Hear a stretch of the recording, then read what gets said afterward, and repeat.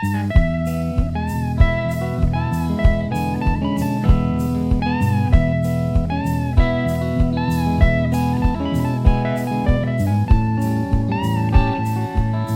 to the Indie Writer Podcast, where we talk all things writing and indie publishing.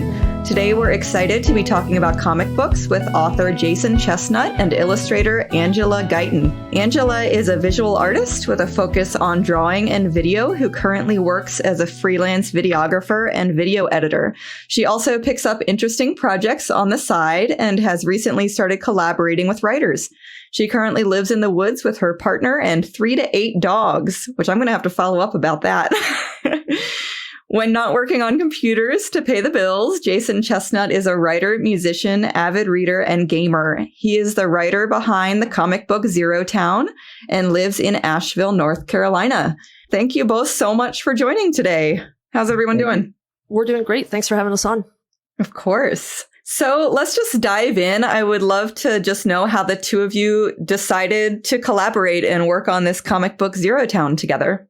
All right, because the way it plays out in my head is, well, Jason and I knew each other in Miami like 13 years ago. We used to occupy the same meet space. And then I moved away and he moved away. And we had separate lives.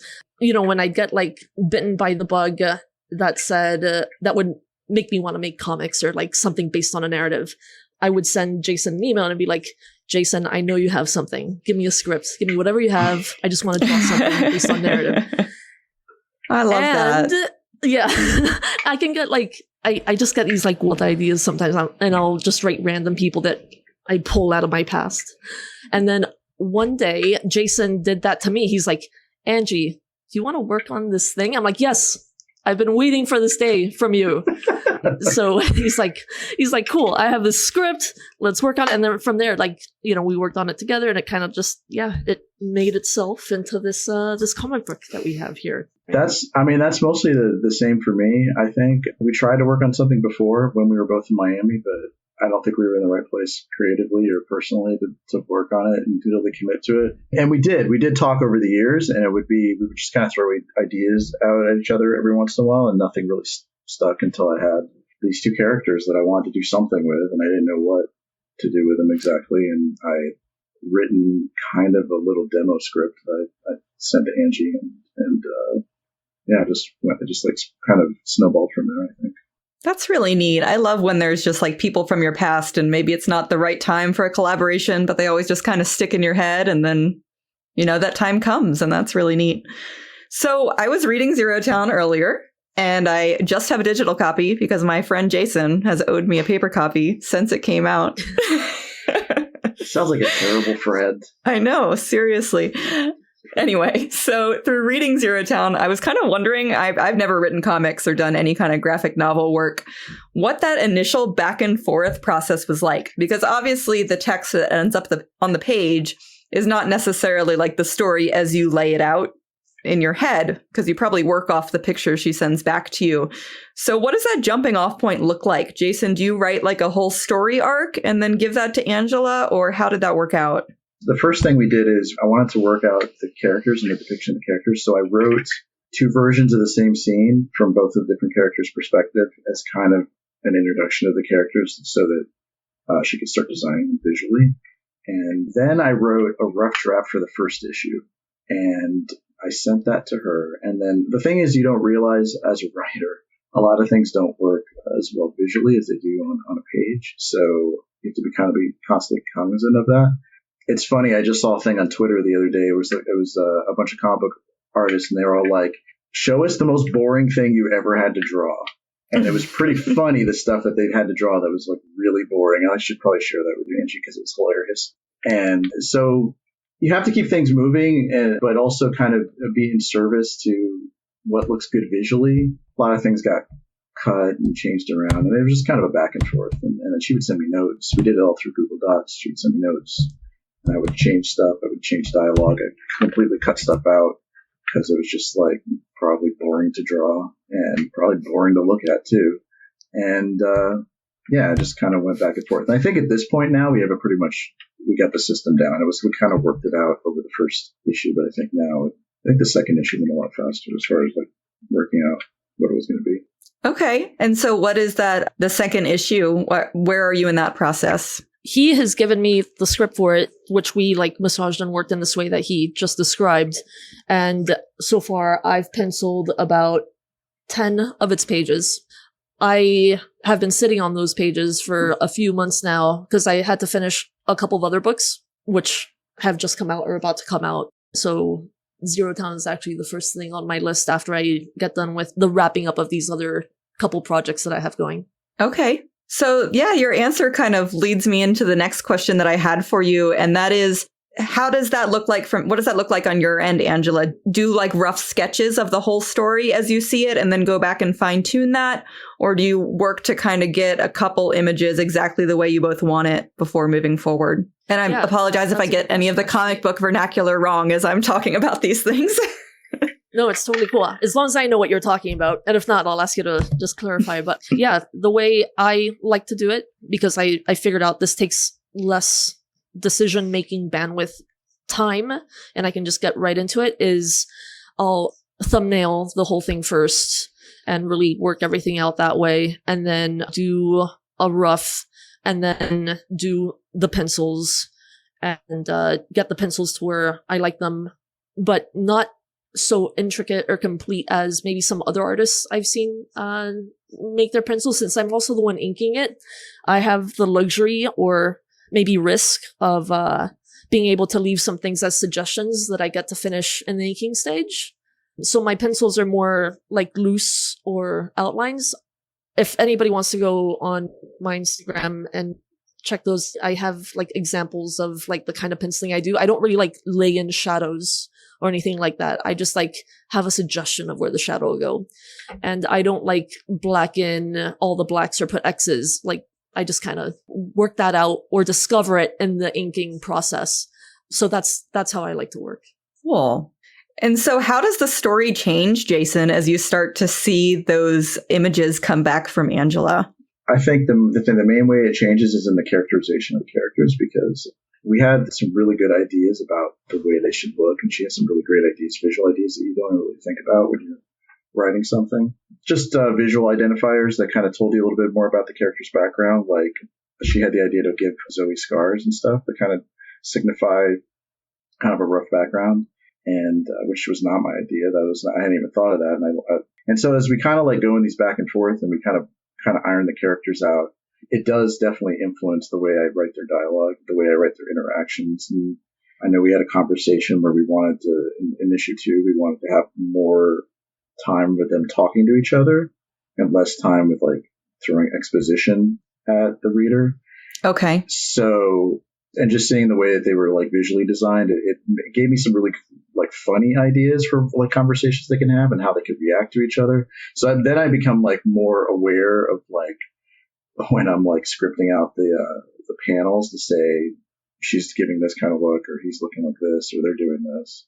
So yeah, it's a completely collaborative process, and it's definitely influenced the way that I write them, because I think I had a very different idea in my head of what they were character wise, and then as I start to get like visually what they look like, and it kind of matches the kind of absurdity of the comic because it's a really absurd premise.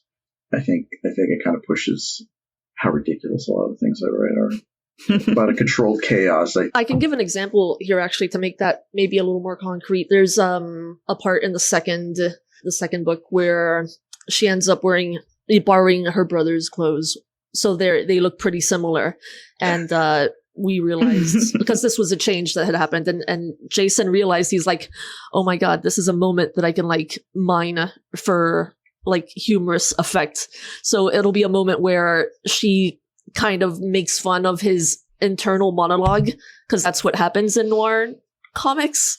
So she starts internal monologuing, and it's just really funny because it's done like tongue in cheek, and it's yeah.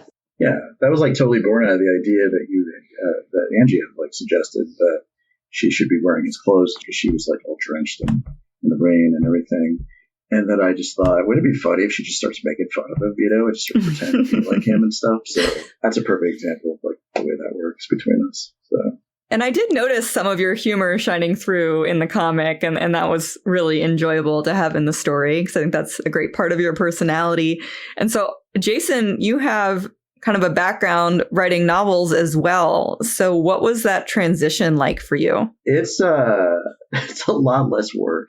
It's definitely a lot less work. It's kind of very freeing where I could just kind of describe things and kind of just, because I love writing dialogue. I think the last time that we talked on podcast, we talked about dialogue, and I love that. So like in a comic book, I get to like focus on that, because sometimes when I'm writing a novel, I just have like pages of dialogue, and I'm like, I can't have, there's just like 10 pages of people talking. So, but in a comic book, that's great, especially if it's all like witty banter and not just exposition. And I've found kind of really fun ways to like give the exposition in the comic, and take advantage of the fact that you're working with an artist, and you can like do these like visually fun ways to show exposition without like having somebody just like blurt it out. I'm working on issue 3 now, and I have a scene where which I haven't shown this to Angie yet, so this will be fun. I have Tommy and Zoe leaving his apartment, and they mention something about what they have to do to solve the crime. And his landlord's right there, and she's like, what are you guys talking about? And then she just blurts out the whole thing, exposition-wise, and she just thinks they're drug addicts and leaves them alone. And Tommy says, God, I hate it when you scare people away with exposition. And I just like the kind of stuff like that. I just love being able to do that. God. Yeah. So, and a writer reading that will get a little extra kick out of it too. Just fun. So like you can't really do stuff like that in a novel, I mean, you could, but there's so many fun things you could do with the visuals and like the short form of it. And I feel like my forte is like short stories. So it's kind of like that. I could focus on each issue as a short story. And then the overall story is just 6 parts. And I also really like that because I feel like I would never be able to write like a screenplay for a movie, but I would love to write like a TV series. Like I could write an episode. So yeah, it's a lot of fun. So how did you land on a 6-part series? Did you have that kind of overarching path for the characters in your head the whole time, or have you figured that out as you've worked on each little episode? I think we always meant it to be kind of not too long, because in this kind of comic, you want there to be enough room for mystery and leave it open for other things to go on. But I think if you make it longer than that, and Angie and I had this discussion about how like comic books go on for too long, like everything that never really ends. And part of the inspiration for the story is the kind of cyclical nature of stories, and that stories just kind of go on and on. So just for the sake of like not giving her too much work to do, and also keeping us focused, I thought that was a good number. I think it was higher at first, and then we kind of like whittled it down. I don't know, Angie, you probably have a different perspective on that. No, I think you described it well. But what I also like about it, limiting it to 6, is I'm a real big fan of the short story form. And you know what? Maybe you won't mind me sharing this, but Jay wrote me, he's like, you know what? When I was younger, I read these series that just went on forever and ever. And it would really like distress me when things would end. It's like, you mean this like show won't continue into infinity? And like, that's such a strange perspective to have. For me, a story begins and ends. And if it continues on, it's almost like, I wonder if it's not like too watered down, or the themes change, or it changes into a completely different type of story. It's like a slippery fish or something. I don't know. I like the self-contained story thing. So yeah. But I think there's always a risk of you wearing out your welcome. Like, I love comic books. I love superhero comic books, but like Spider-Man's been around for like 40, 50 years now. Like, I look at a lot of those comics and I still love them, but I'm like, and then I look at some of the ridiculous stories that come up and I'm like, they're just running out of ideas.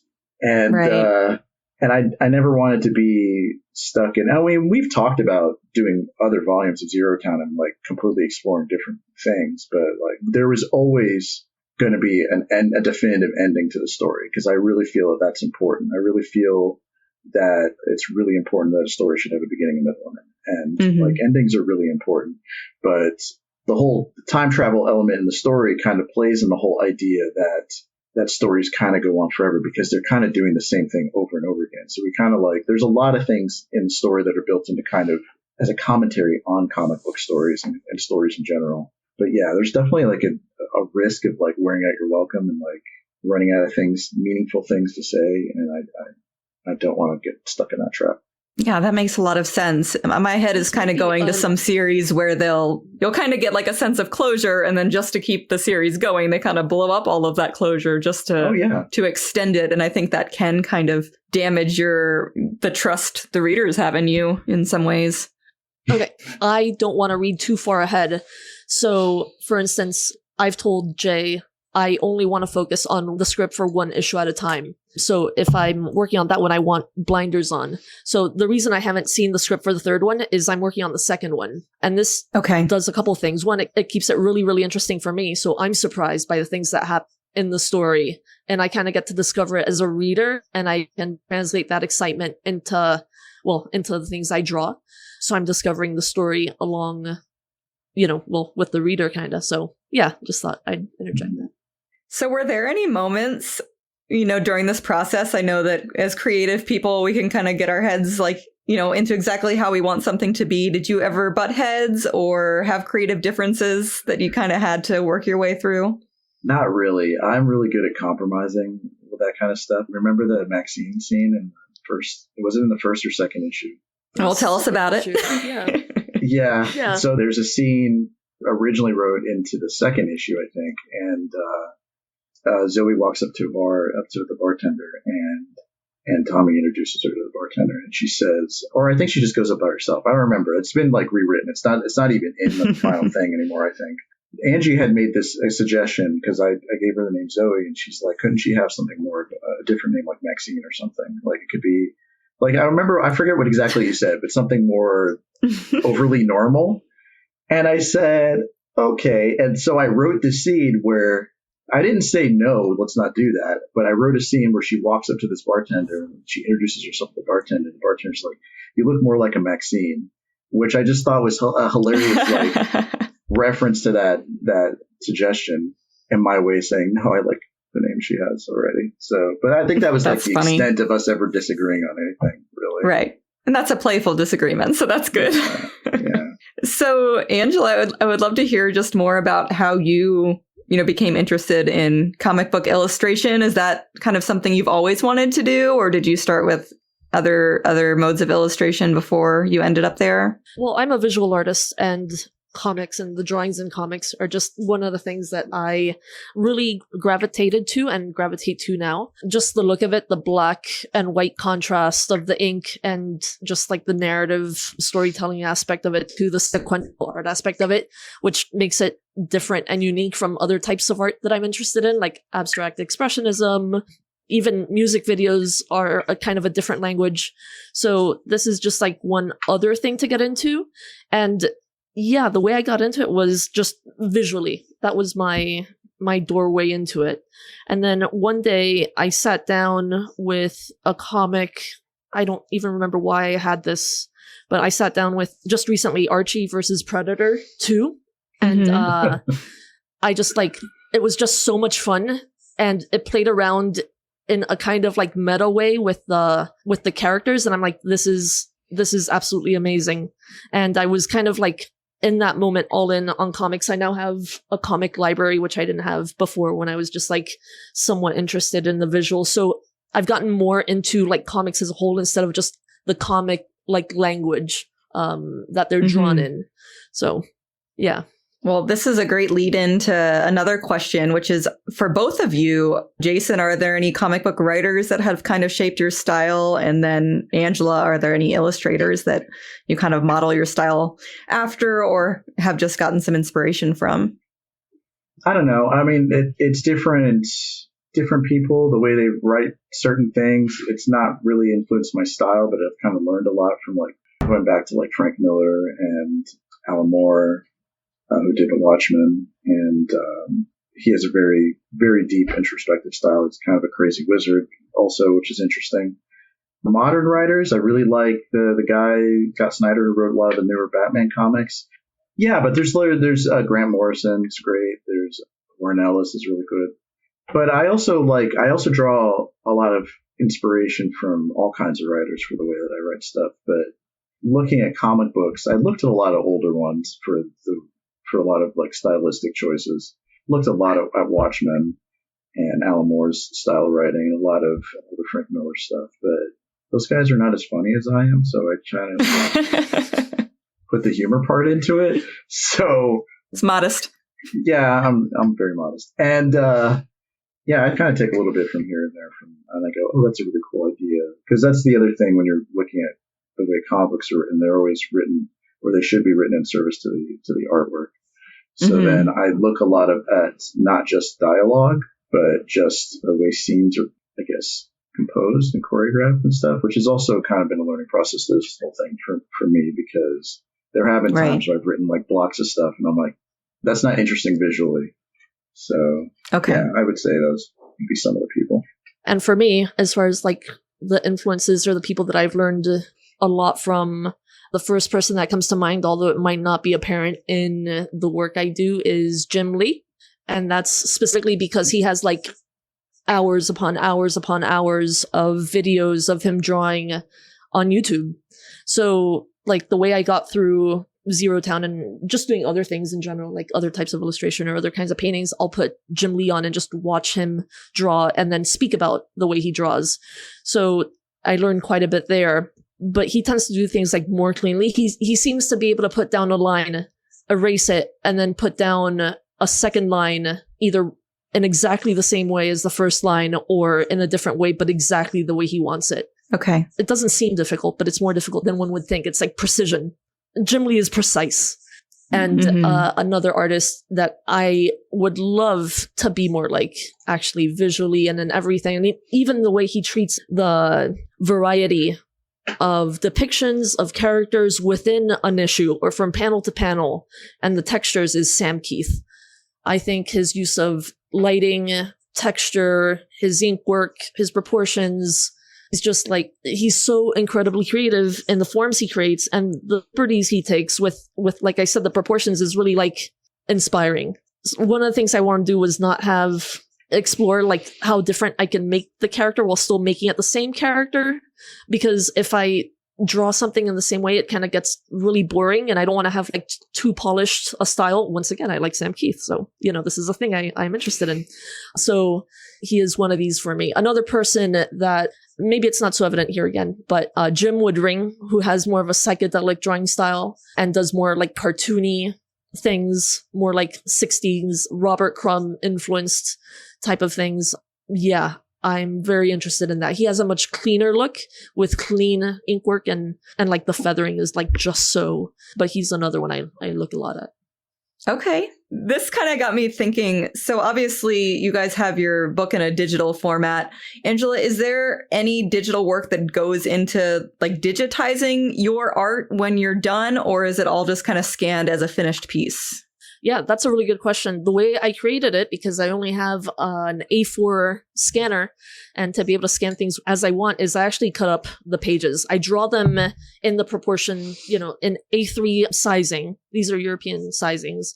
Just what you'd think of as an overlarged standard comic book board. So A3. Okay. And then I cut the panels, and then I scan the panels. So digitally I have to reassemble all those panels digitally. On top of that, I do sometimes go back and clean up lines with digital tools. Like, it doesn't matter what I use, but I'll go back in and fix one or two things. I won't do too much rendering or even drawing in that digital stage. Okay. Primarily because I'm not as good as I am traditionally in that, and it kind of ruins it for me if I mess up or can't do it as well. And then the other part of the other digital aspect is then I go in, of course, and do the text.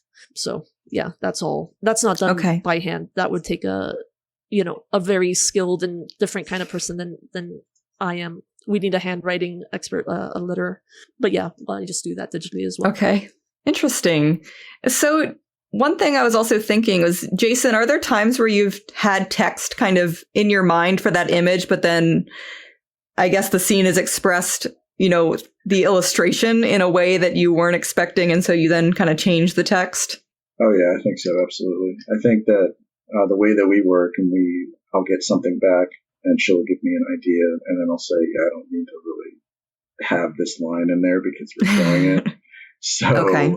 unless it's funny, unless there's a way that I could make saying something like that hilarious, otherwise, no. I mean, and of course I'm kidding about being funnier than other people, but it's, yeah, there have been times definitely where something works visually. Like we came out with this, there's this really dynamic scene in the second one where Zoe is kind of explaining the rules of time travel. And just the stuff that she had shown me that came up just looks so much cooler than I imagined. And I was just like, Okay. yeah, I can kind of whittle this down a little bit and not really have to like be as explicit because like visually you're getting all the information. And that's just like one of the things I was saying earlier. Like you have to write in service of the art and understand that the art's going to be telling more of the story. I'm really just kind of supplying the overall framework and the things that the people say, but the 90% of, if not all of the storytelling is visual. I don't know. I'm imagining working on the illustration side of things. Are there ever times where you have felt like a line might work better with your picture than the one that was written, where you've kind of been able to give each other writing feedback as well? Or are you both able to kind of separate yourselves in those perspective roles? Oh my gosh, I have to separate myself, but only because I know that I'm not a writer. I wish I was one, but I completely leave all of that up to Jason. Now, the only places where I will be like, make suggestions is in a very crude way, a very I'll just be like, Jason, make this funny, and then like that's my suggestion, and then he'll be like, okay. Yeah, that's it, and he'll come back and he'll have kind of sounds like the comments writers leave to themselves, and it'll have. It's great. It's great working with Jason. I can say something like that. It's all the best parts of being a writer without having to do any of the work. I can just like suggest and like, throw out into the ether, make this a funny part. And then it happens. It's so nice. Right. Yeah. And I'm sure he feels the same way about your images. Yeah, definitely. Like she'll say, can't she say something like this? Not this, but something like this. And then I'll have to come up with something. But yeah, definitely like I will go back and say, I think because there is a big scene coming at the end of the story where there's a hurricane hitting, and I was like, you don't have to draw the whole. I know that's really like a lot to draw a whole hurricane. And she was like, no, I'm going to draw the hurricane. So there's stuff like that, where I was just like, yeah, they could just be inside and like stuff could be random. But she's like, no, it'd be fun to draw the hurricane. I'm going to draw the hurricane. So. Interesting. Actually, the idea, and we haven't gone this far ahead, it might totally change, but the initial idea here, or the way I think of it is, since there is a hurricane, I'm like, okay, so there's going to be a whole issue, and it's going to be wordless, which still requires a lot of writing. It'll be wordless, and we're just going to show the destruction of this hurricane as it happened in Miami at this time, and we're going to show all the stores and all the boats and everything that got upended and all the destruction. So I think that would be a really, not just an interesting exercise, I think it'd be great visually, and I think it's like unexpected for a comic book as well. It's just like an issue of nature destroying a city, because it was a moment in history. I think it's important. So we'll see what happens with that. It might evolve. Yeah. So another thing that kind of stood out to me as I was looking through the comic book was that some images warrant a full page spread. And so how do you kind of decide that in the process of, is it just based on, oh my gosh, I love this, let's blow it up and make it the biggest one because it's so visually striking? Or do you plot out exactly how the page spread is going to work beforehand? Those kind of decisions are up to her, because I will put in and give suggestions on how I think the panel should be arranged or how big they should be, but that's ultimately up to Angie. Like there's a whole page in first issue with just an alligator, which I think is awesome. That was not my I loved that. That was one of the ones that was in my head. That was just like a cool little like flavor thing in there. So yeah, that's totally up to her. I give a lot of suggestions because I'll think of things very cinematically in my head, which doesn't always work when you're actually writing it out or drawing it. And, but ultimately that's up to Angie, because it should be, because I can't draw like she can. So yeah. That's a couple of things. One, I really appreciate the way you think about things, as you said, cinematically. So you have like that visual mind where you're leading us through a story. You've kind of focused on a couple of things that just didn't work visually, but most of the time, like 99% of the time, you think these through. I can tell you're like playing out a movie in your head. And I think one of the reasons that we decided like the paneling and the layout would be up to me is that I wanted to keep it interesting for myself. If I have an idea, it's so fragile that if I have someone else's idea at the same time trying to like compete for real estate or attention, it's like it almost like, I don't know, not destroys the first idea, but it becomes more effort to try to think of something good. So I like to visualize something, and it's a little wispy thing, and then I want to get it down quickly, and it's like, you know, in the sketch stage, I might not even know what I'm drawing, but it's like a suggestion of a thing, and then the panel layouts kind of come out of that. So the way I build a page, I really felt like I had to find a way to build a page that worked with this kind of like fragile visualization that I have. So I'm really glad that it's a way of working that seems to work for both of us. Yeah, and that's it. And if I see a full page spread in my head, I'll just draw it out. It'll be a fun page. You know, I have that fun page. I have that alligator where I just wanted to put like detailed or something. Yeah, it's whatever presents itself to me in that imagining like stage. issue 3, the script has got like because we talked about just doing like a 6-panel thing per page, but that could be completely blown out by the time it gets to her and we start doing our back and forth. So that's just like a basic guideline we went. It was just an idea, and it was okay for me because it helped me kind of keep things organized. But again, that could just be blown to hell by the time you get to the actual like, back and forth. Yeah. So are there like industry standards for like the number of pages that go into a comic book? I'm sure there's a variety, but I know that with some things like children's book, it's like it needs to either be this many or this many, just like based on the ease of printing. I think it's like less than 30. It's got to be 20 something. I've always tried to shoot for less than 30. Okay, but it doesn't need to be like exactly 16 or exactly 18. You know, it doesn't need to. No, I don't think so. Like, I think the average like comic book is like 22 pages. So I've tried to shoot for. I think the first issue is a little longer. The second one might be about the same length because there's more exposition in the second one. But yeah, I've tried to shoot for like 25, 30 pages at the most. Yeah. I love that he answered that from a writer's perspective. I have been dealing with printing companies. So like one of the things that you can do, is that unless you want to leave blank pages or pages that are filler, they have to be divisible by either 4 if you go to a certain time before, or divisible by 8 if you use this one company in the United States that will print on newsprint. They'll print 500, but it's like that old school newsprint style. And you need an appointment, but they require 8. So yeah, like I said, you can have these empty pages. Another thing is he said he's limited to maybe 30 pages, and I really appreciate that. I think that's really awesome. I always explode it to way more. Like this next issue, I think I have up to like 40 pages. Yeah. But I'm okay with that. I want to put all this visual information in, you know. So yeah, right. It can change.